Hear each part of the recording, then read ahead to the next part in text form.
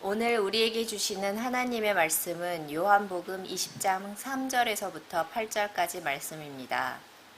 베드로와 그 다른 제자가 나가서 무덤으로 갈새 둘이 같이 다름질하더니 그 다른 제자가 베드로보다 더 빨리 달려가서 먼저 무덤에 이르러 구부려 세마포 놓인 것을 보았으나 들어가지는 아니하였더니 시몬 베드로는 따라와서 무덤에 들어가 보니 세마포가 놓였고 또 머리를 쌌던 수건은 세마포와 함께 놓이지 않고 딴 곳에 쌌던 대로 놓여 있더라. 그때에야 무덤에 먼저 갔던 그 다른 제자도 들어가 보고 믿더라. 주제하다시피 복음서가 기록되던 당시 팔레스타인 지방에는 확연한 또 사람들 사이에 구분이 있었고 그에 따르는 차별이 있었습니다. 대표적인 것은 유대인과 이방인들 사이의 구분이었죠. 유대인들 입장에서는 자신들과 같이 아브라함의 혈통이 아닌 모든 이방인들을 굉장히 부정한 존재들로 간주했습니다. 또 그뿐만 아니라 또 복음서에 또 여러 곳에서 살펴볼 수 있는 것처럼 은근히 남자와 여자 사이에도 차별이 존재했습니다. 그다음에 장애인과 비장애인 사이에도 차별이 있었죠. 하지만 범위를 조금 더 넓혀서 로마 제국으로 보면 그 차별의 정도는 더 다양해지고 더 심각해지는 것을 볼 수 있습니다. 엄격한 신분사회였어요. 로마 제국은. 그렇기 때문에 남녀노소, 빈부, 귀천에 따르는 분명한 구분과 그에 따르는 차별이 존재했습니다. 피부색이 다르면, 지위가 낮으면, 여자이면, 아니면 로마 시민이 아니면 뭐 어떠한 기준을 세워서라도 어느 소수의 사람들을 제외한 다수의 사람들은 늘 틀리고 열등한 존재들로 간주되었죠. 그때는 그게 사회 통념이었습니다. 보편적이었어요. 그럼에도 불구하고 그런 거대한 차별이 존재하는 사회 속에서도 남녀노소 빈부귀천을 가리지 않고 서로를 품어주고 이해하고 포용하는 사람들이 있었습니다. 그들이 바로 그리스도인입니다. 그리스도인이 되었다고 해서 자동적으로 그 시대 통념과는 전혀 맞지 않는, 오히려 그것을 과감하게 뛰어넘는 그런 포용하고 용납하고 사랑할 수 있는 DNA가 생기는 것일까요? 그렇지는 않습니다. 그들도 똑같은 사람입니다. 설령 그들 사이에서 그렇게 서로 용납하고 품어준다 할지라도 그 공동체를 벗어나면 여지없이 그들도 그 차별 앞에서 속수무책으로 당할 수밖에 없는 연약한 사람들이기도 했습니다. 그럼에도 불구하고 그들은 굴하지 않았어요. 그들 안에서만 그러한 서로 사랑하고 아껴주고 나눠주고 이해하는 정신을 실현하는 것이 아니라 어떻게든 삶의 요소 속으로 들어가서 그 삶을 살아냈습니다. 어떻게 이게 가능했을까요? 우리도 똑같은 그리스도인이기 때문에 쉽게 한번 비교를 해보면 됩니다. 예수를 믿기 전과 믿고 난 후, 개 중에는 모태신앙이라는 분들도 계시기 때문에 나는 어려서부터 믿어서 잘 모르겠다 할 수도 있겠지만 어쨌거나 예수님이 나의 구세주이심을 인격적으로 인지하고 난 후를 한번 생각해 보죠. 정확히 그때가 언제인지는 중요하지 않습니다. 분명히 내가 예수님을 잘 모를 때와 이제는 나의 구세주를 영접하고 알 때 그 경계를 기준으로 해서 봤을 때 과연 나는 이전보다 그런 소위 말하는 기질, 성격이라고 할 만한 게 더 나아졌다라고 말할 수 있나요? 나아졌다는 건 어떻게 보면 상대적인 기준일 수 있어요. 하지만 분명하게 우리가 그 기준을 가지고 있습니다. 성경이 말하고 있죠. 성령의 9가지 열매를 비롯해서 고린도전서 13장에 기록되는 사랑의 그런 여러 가지 속성들, 그 외에도 예수님께서 직접 가르쳐 주시고 보여주신 그 모든 기독교 덕목들이 과연 우리의 삶에서 드러나고 있느냐라는 것이죠. 1세기 그리스도인들 사이에서는 그것이 보다 구체적으로 드러났습니다. 우리는 어떻습니까? 굳이 지금 우리는 어떤 비교를 해서 뭐 비교 우위에 있는지 아니면 반성해야 되는지 그걸 따지자는 게 아닙니다. 그들은 분명하게 가지고 있었고 그것을 하나의 정체성으로 유지했는데 똑같은 그리스도인인 우리는 그것을 전혀 다른 시각으로 보고 있다면 뭔가 문제가 있다는 얘기겠죠. 그들은 말 그대로 그리스도인입니다. 우리도 마찬가지요. 그리스도인의 정의가 무엇일까요? 물론 여러 가지로 표현할 수 있겠습니다만 가장 쉽게 원초적으로 표현하면 그리스도께 속해 있는 사람입니다. 단지 그리스도 한 편이라는 의미가 아니에요. 그분과 함께 죽고 함께 살고 함께 영원한 생명을 누리는 운명 공동체라는 것이죠. 자연히 그분의 속성, 그분의 성품이 우리 가운데도 심어져 있고 그것이 우리의 삶을 통해 계속해서 발현되고 흘러나가게 되어 있다는 거예요. 예수님이 산상수훈을 통해서 말씀하실 때 제자들에게 너희는 세상의 소금이다. 너희는 세상의 빛이다라고 말씀하신 것은 그들이 애초에 태어날 때부터 그런 정체성을 가지고 태어났다는 얘기가 아니죠. 똑같이 죄 가운데서 태어났어요. 똑같이 어둠 가운데 있었습니다. 하지만 이제는 하나님의 아들 주 예수 그리스도를 믿음으로 말미암아 그분의 그 성품 안에 그대로 참여하게 되었다는 거예요. 그리스도 안에서 새로운 피조물이 되었다는 거예요. 기분만 좋아지는 것이 아니라 실제 우리의 영적인 체질 자체가 완전히 변화되었다는 거예요.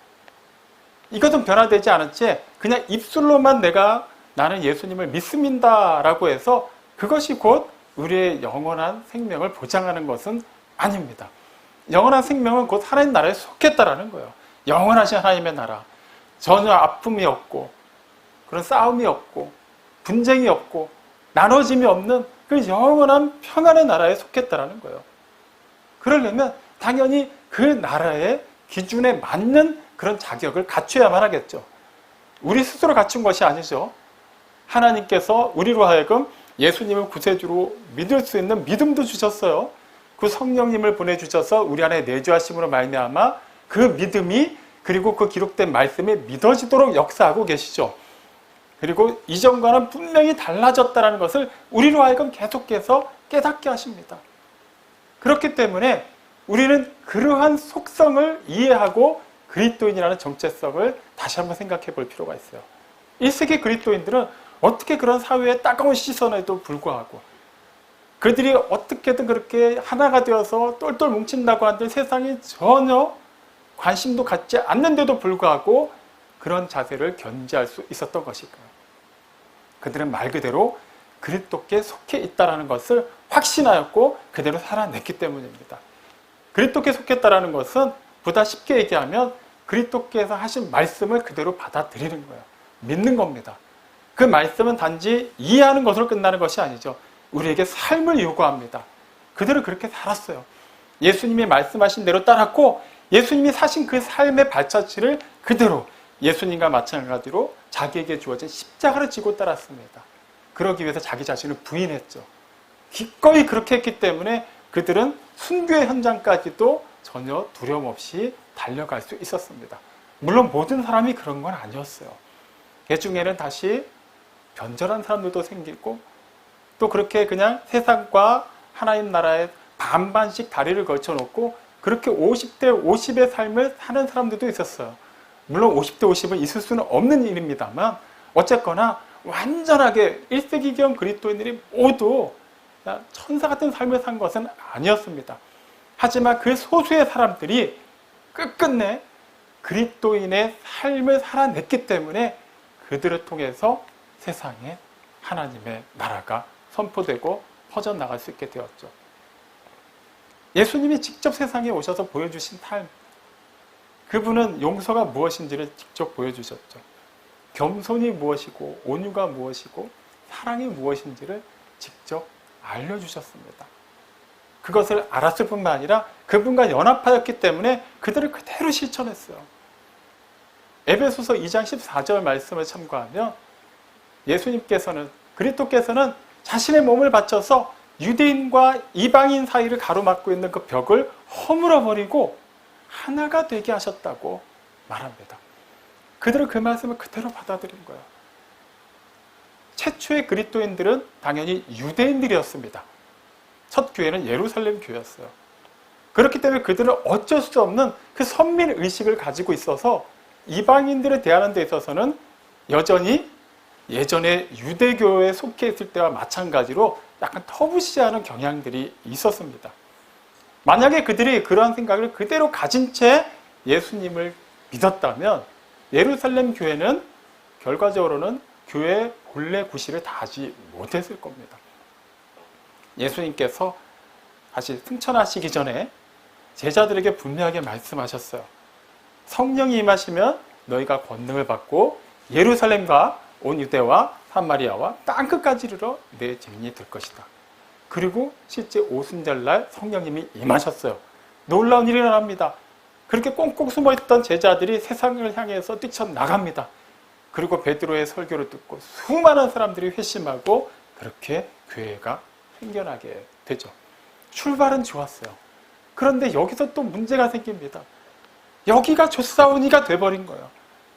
어느 이름 모를 산에 예수님이 베드로와 야고보와 요한을 데리고 가셨을 때 한 번의 모습이 변화된 사건이 있었죠. 그때 모세와 엘리야가 등장한 그 사건. 비몽사몽간에 베드로가 정신을 못 차립니다. 상상도 못했던 일이 일어난 거예요. 그가 뭐라고 얘기합니까? 여기가 참 좋습니다. 그냥 여기 초막 3개 짓고 그냥 우리 여기서 살죠. 그냥 그 상태가 좋은 거예요. 근데 그 기질이 쉽게 바뀌지가 않는 것이죠. 베드로와 요한을 필두로 해서 예루살렘 교회가 건강하게 잘 커가는 것 같지만 그들은 거기에 만족하려고 했어요. 이대로가 좋다. 기존까지만 해도 불과 몇 달 전만 해도 예수님을 그렇게 증오하던 사람들, 예수님의 십자가에 못 박아 죽였던 사람들이 우리까지도 죽이려고 했었고 얼마든지 우리는 이 세상에 존재하지 못할 수밖에 없는 상황이었음에도 불구하고 이제는 이렇게 큰 세력을 이루게 되었고 함부로 유대 종교 지도자들이 우리를 겁주지 못하는 수준에까지 이르게 되니까 그들은 그냥 거기에 안주하려고 했습니다. 그러자 어떤 일이 일어나나요? 성령이 임했음에도 불구하고 예루살렘과 온 유대와 사마리아까지도 안 가고 그 안에 머물려고 하던 그때 스데반이 순교하는 사건이 일어났죠.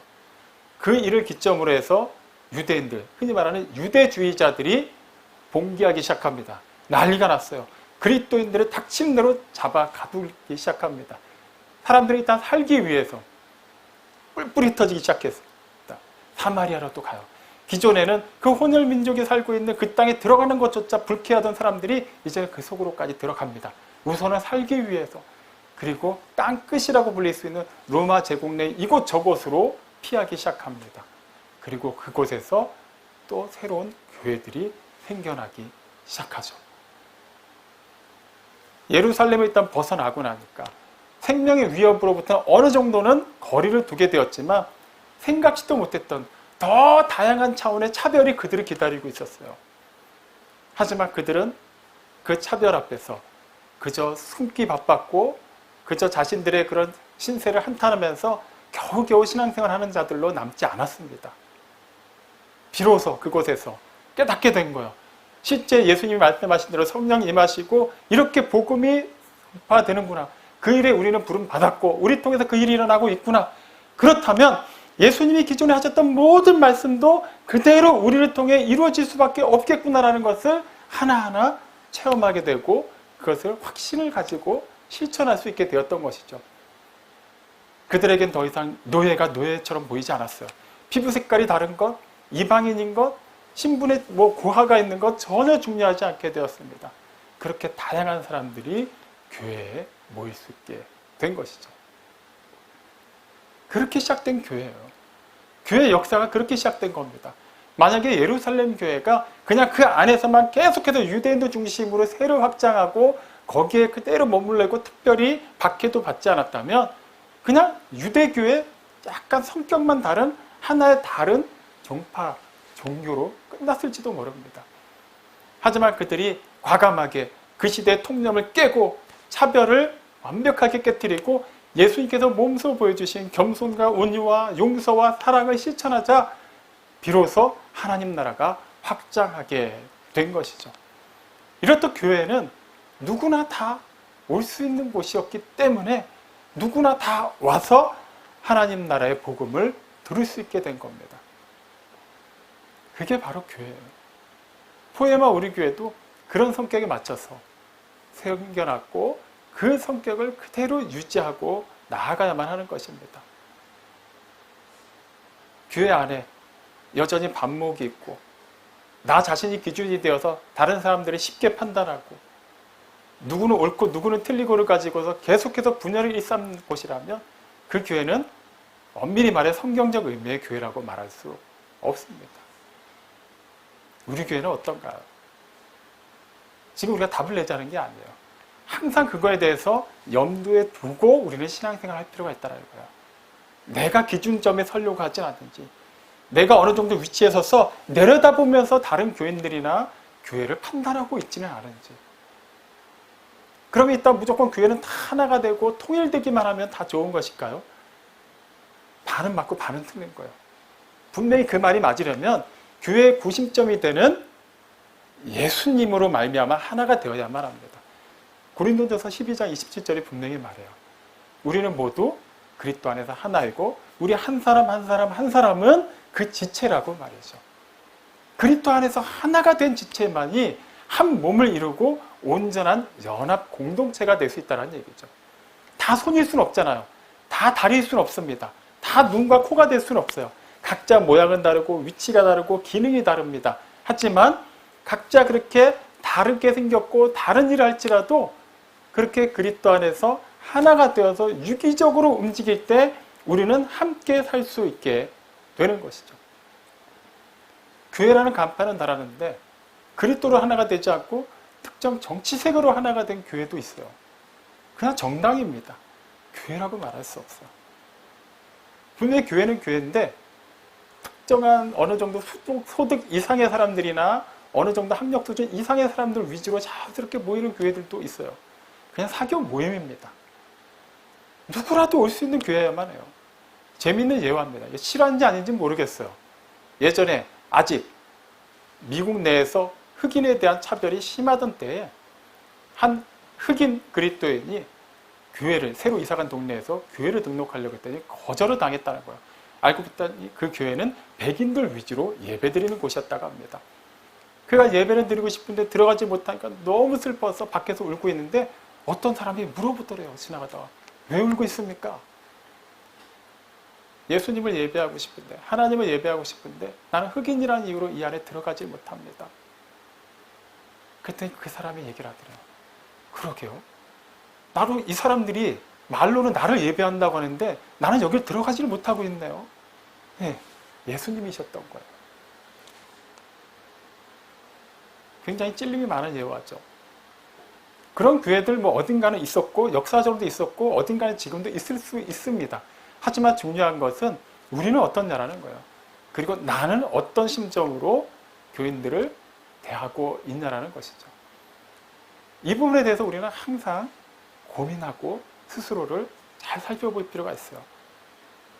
신약에 기록되어 있는 교회들 가운데 정말 교인들이 어떻게 하나같이 다 은사가 그렇게 많은 교인들로 구성된 교회가 있었습니다. 그 교회는 바로 고린도 교회예요.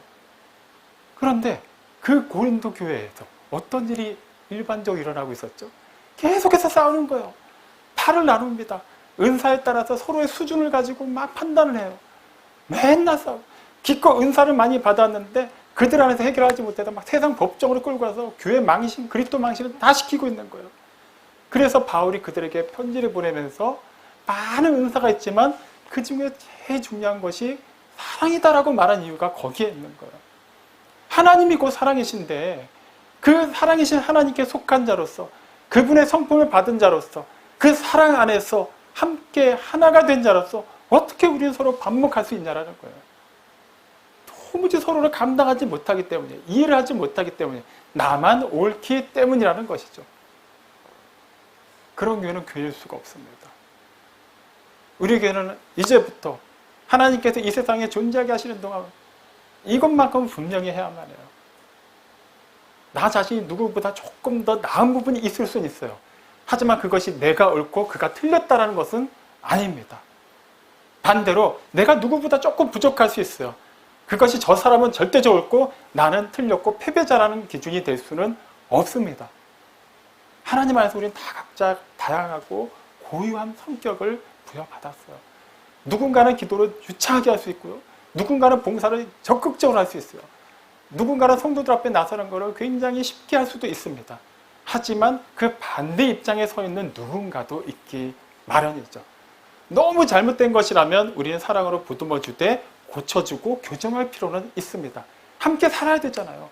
하지만 그것이 꼭 근본적인 문제가 아니라면, 본질적인 문제가 아니라면, 그도 예수를 믿고 나도 예수를 믿는 게 확실하다면 우리는 그 사람의 그 고유함을 인정해 줄 수 있어야 돼요. 그리고 품어줄 수 있어야 돼요. 마찬가지로 나의 약점을 또 다른 교인들도 품어줄 수 있어야 됩니다. 그것이 진정한 믿음의 공동체가 되는 것이죠. 그 시작은 초대교회 그리스도인들이 그냥 어느 시점에서 빵 하고 자연스럽게 형성한 것이 아닙니다. 굳이 따지고 보자면 생각지도 않은 부분에서부터 시작이 되었다고 할 수 있어요. 오늘 읽은 본문에 보면 우선 지난주에 살펴본 것처럼 막달라 마리아가 안 씻고 첫날 예수님이 이렇게 동굴 무덤에 예수님의 시신이 안치되고 3일째 되는 날이죠. 예수님의 몸에 향품을 발라드리기 위해 그 무덤으로 향했습니다. 그런데 무덤을 막고 있었던 그 커다란 돌, 인봉까지 했는데 그게 옮겨져 있는 거예요. 마리아는 그것만 보고 그냥 직감적으로 안 겁니다. 여전히 예수님의 부활에 대해서는 알지는 못했지만 굳이 인봉까지 해놓은 그 무덤에 돌이 옮겨졌다는 것은 누군가가 여러 명이 와서 그것을 옮겨놓고 예수님의 시신을 훔쳐갔다라고 생각을 했어요. 그래서 일단은 너무 급하니까 이 소식을 제자들에게 알리러 갑니다. 제자들 그 전에 다 뿔뿔이 도망쳐 있었죠. 근데 어디 있는지 어떻게 또 알았나 봐요. 그래서 가장 먼저 달려간 곳이 베드로와 요한이 있는 집이었어요. 아마도 그들은 예수님의 시신이 안치되었던 곳에서 그까지 멀지 않은 어딘가에 모처에 있었던 것 같습니다. 그 소식을 전해요. 일단 실제는 아니지만 자기가 느낀 그대로 얘기합니다. 사람들이 와서 우리 주님의 시신을 옮겨가는데 어디 있는지 모르겠습니다. 그 말을 듣자마자 베드로와 요한이 그곳을 향해서 막 뛰어가죠. 그 장면이에요. 근데 우리는 이 장면을 그 다음 이야기로 더 집중해서 보는 경향이 있어요. 요한이 먼저 앞서갔고 먼저 도착했지만 결과적으로는 늦게 온 베드로가 먼저 그 안에 들어가서 확인했다는 내용이죠. 그건 다음 주에 살펴보겠습니다. 근데 그 둘이 뛰쳐나가기 직전, 어떻게 보면은 그 전에 어떤 일이 있었던지에 대해서 또 한번 살펴볼 필요가 있어요. 물론 복음서 어디에서도 그 내용은 기록되어 있지 않습니다. 그 3일에 걸치는 기간 동안에 베드로와 요한이 정확히 무엇을 하고 있었는지는 알려진 바가 없어요. 하지만 중요한 것은 그 둘이 함께 있었다는 거예요. 그게 뭐 대수인가요? 원래 그들은 예수님의 사역에 늘 앞장서서 동행하는 대표적인 3명의 제자 중에 2명이었잖아요. 뭐 12제자들 통해서도 대표적인 성격을 띈 제자들이고 늘 함께 했는데 뭐가 같이 있는 게 뭐가 문제일까요? 하지만 그렇게 쉽게 생각할 수 있는 문제가 아니죠. 예수님이 붙잡히시고 난 이후부터 한번 짧게 한번 정리해보죠. 붙잡히시기 직전에 베드로가 혈혈단신으로 칼을 뽑아듭니다.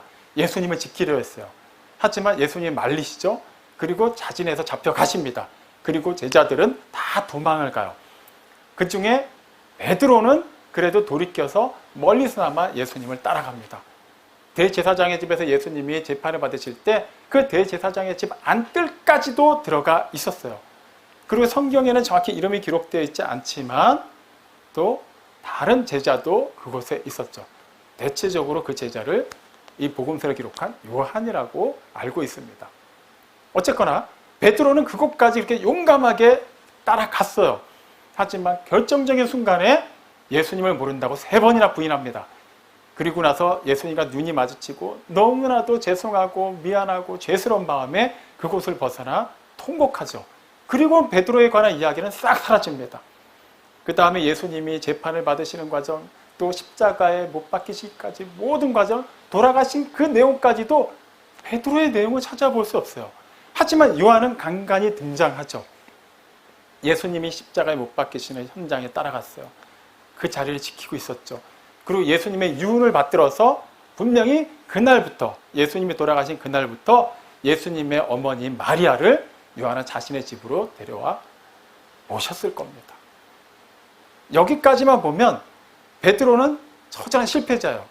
요한도 예수님이 잡히실 때는 도망간 건 맞지만 그래도 예수님의 마지막 순간을 지켜보았고 예수님의 어머니를 모시는 입장에서 보면 그래도 베드로보다는 낫다고 할 수 있어요. 자, 이런 상황에서 베드로와 요한이 함께 있었습니다. 쉽지는 않았을 거예요. 우선 베드로와 요한만 있었을까요? 그 집에? 높은 확률로 예수님의 어머니인 마리아도 있었겠죠. 베드로가 만약에 그 집에 같이 있다고 하면 지금 요한하고만 있는 게 아니라 마리아하고도 함께 있는 거예요.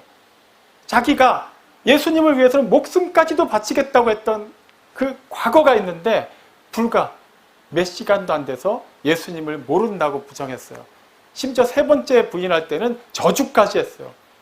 요한도 알고 예수님의 어머니 마리아도 알고 있을 겁니다. 얼마나 죄스러웠을까요? 얼마나 부끄럽고 얼마나 회한으로 가득 찼을까요? 그냥 일반적인 상식에서는 그 자리에 함께 못 있습니다. 그냥 차라리 다른 곳에 혼자 숨어들었을 거예요. 다른 제자들 앞에서도 어떻게 그런 모습을 드러낼 수 있었을까요? 창피해서라도 아마 자기 모습을 드러내지 못했을 거예요.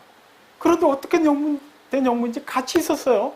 그리고 같이 예수님이 묻혔던 그 무덤을 향해서 뛰어갑니다.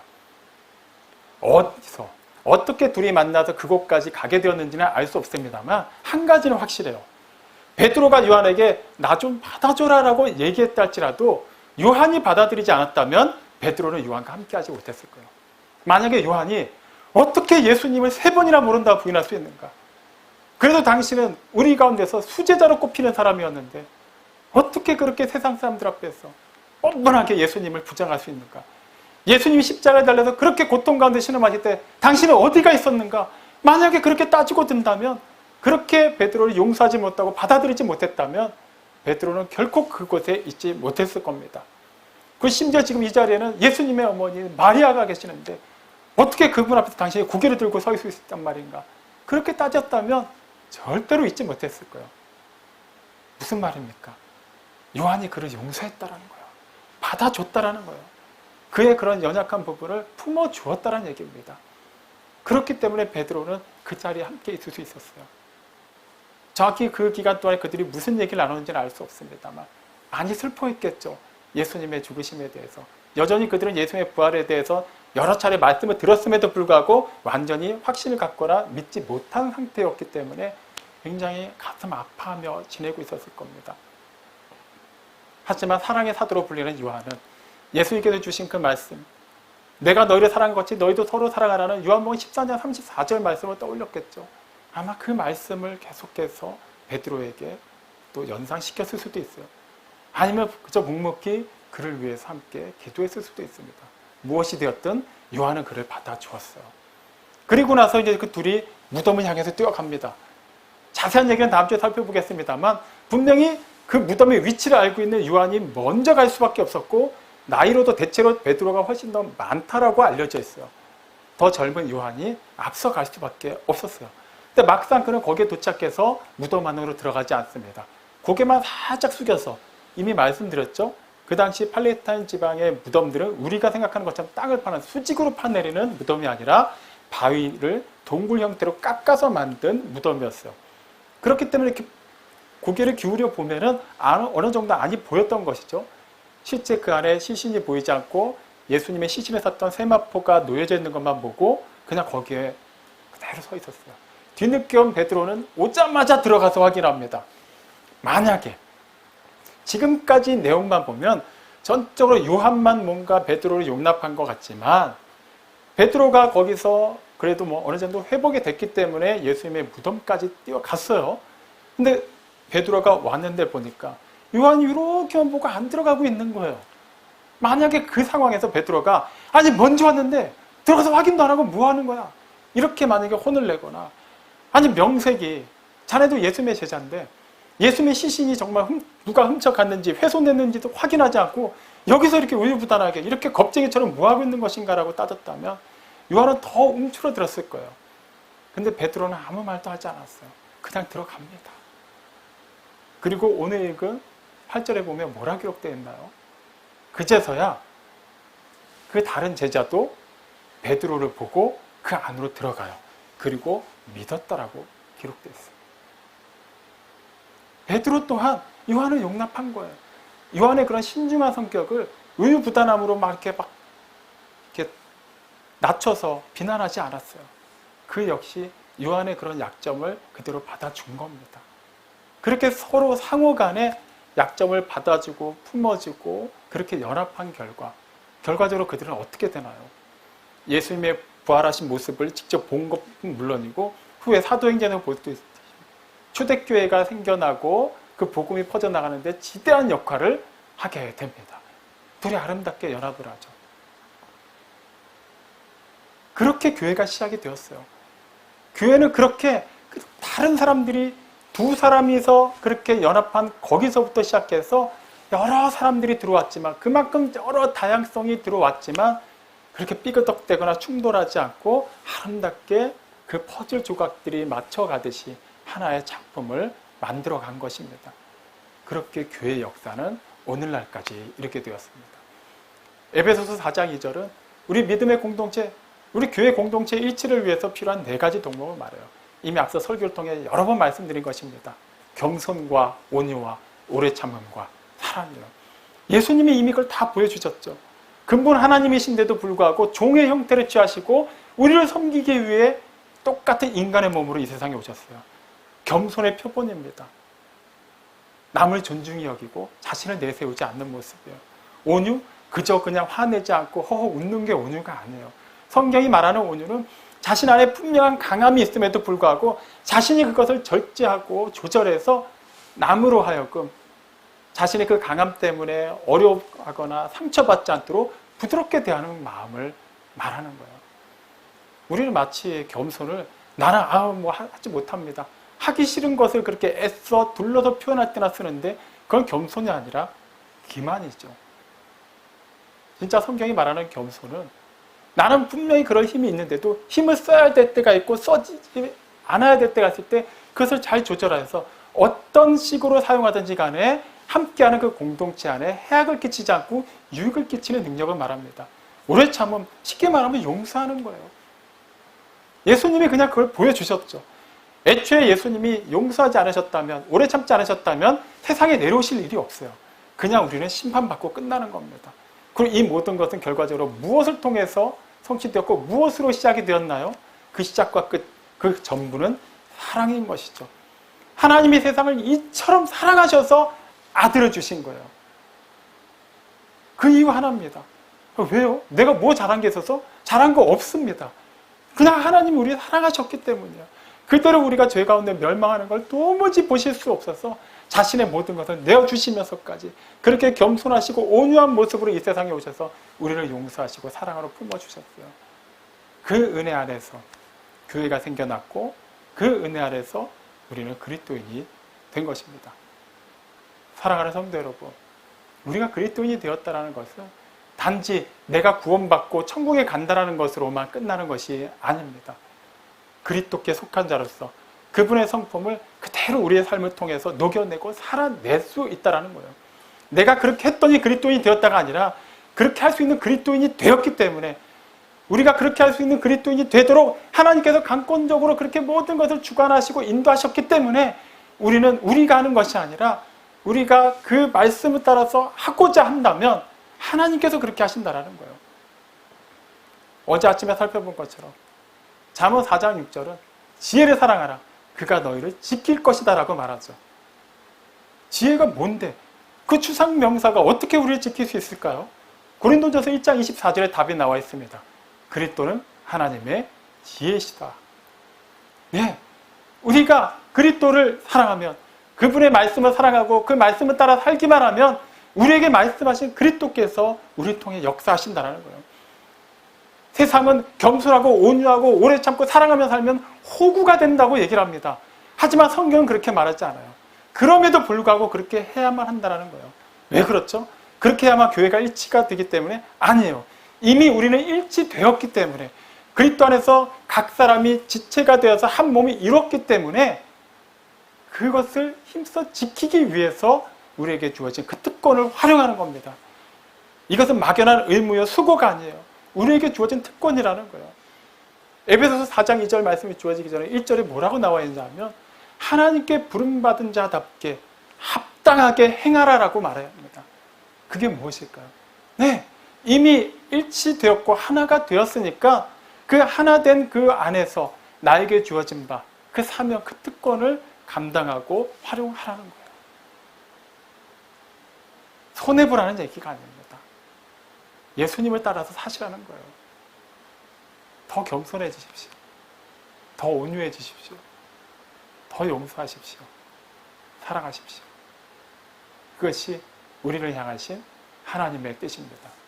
그렇게 하나님의 뜻에 따라 살아감으로 인해서 하나님 나라의 확장을 이루고 하나님의 영광을 드러내고 세상에서 사랑의 하나님, 용서하신 하나님, 겸손하시고 온유하신 하나님, 전지전능하신 창조주 하나님을 아름답게 증거하는 우리 모두가 되기를 주님의 이름으로 축원합니다.